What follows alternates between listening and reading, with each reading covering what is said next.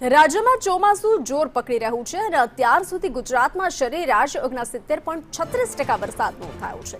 દક્ષિણ ગુજરાતમાં સૌથી વધુ 95.74% વરસાદ નોંધાતા અનેક વિસ્તારોમાં સારા વરસાદથી ખેડૂતોમાં ખુશી જોવા મળી રહી છે, જ્યારે મધ્ય ગુજરાતમાં 65.75%, સૌરાષ્ટ્રમાં 54.47%, ઉત્તર ગુજરાતમાં 51.16% અને કચ્છમાં સૌથી ઓછો 29.5% વરસાદ નોંધાયો છે।